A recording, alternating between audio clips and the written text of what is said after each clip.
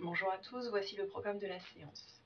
Tout d'abord, nous allons mener une analyse d'articles, puis une analyse d'images, dans le but de faire un bilan sur la fonction de l'image dans la presse.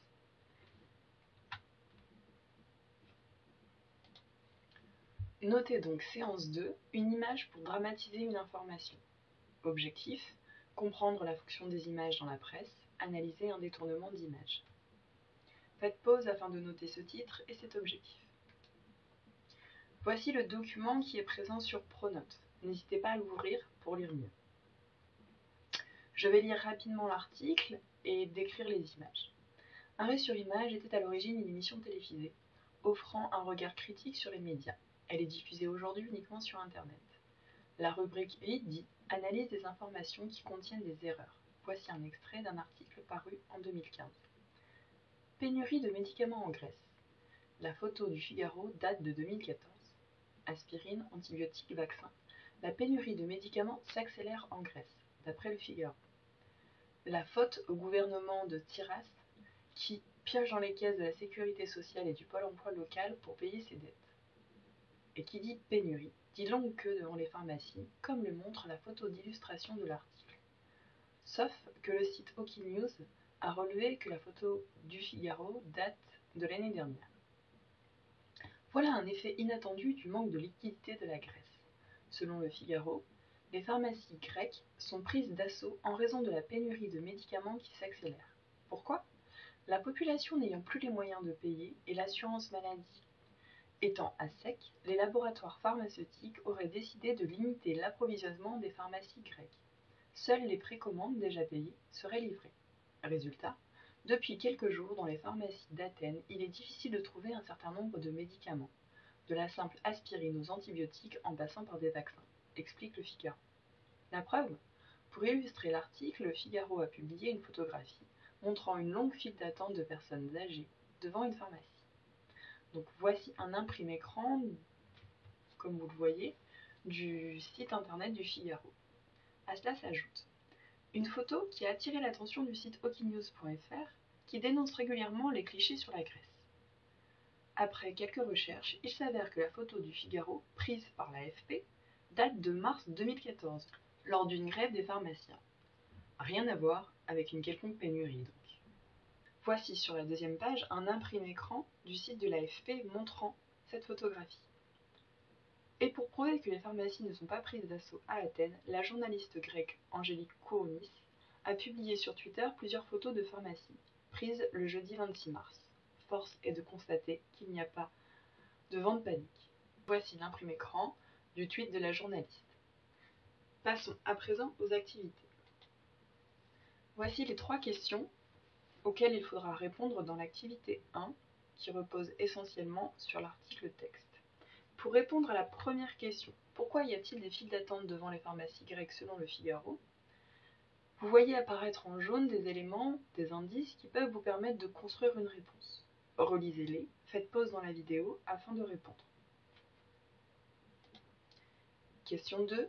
Quelle preuve le Figaro donne-t-il pour prouver son information ? Pour rappel, une preuve est ce qui sert à montrer que quelque chose est vrai, est juste, est attesté.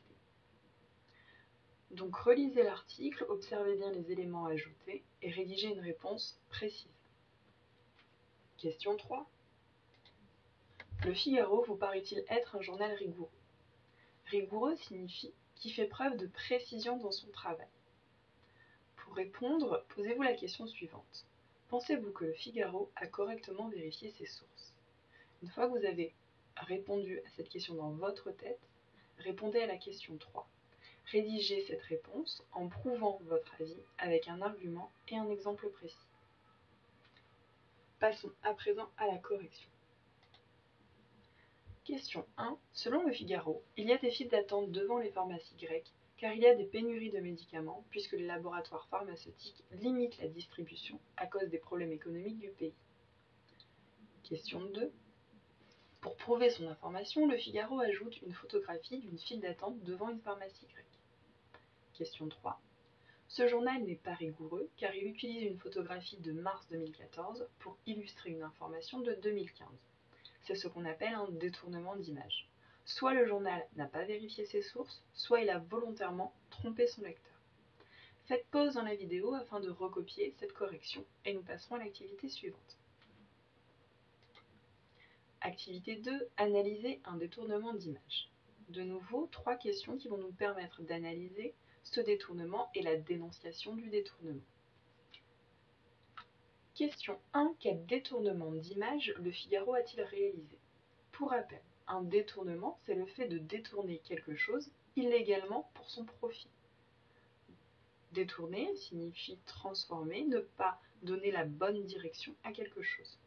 Pour répondre à cette question, voici un indice. Que représente en réalité cette photographie? Rédigez votre réponse en reliant les indices et nous passerons à la question suivante.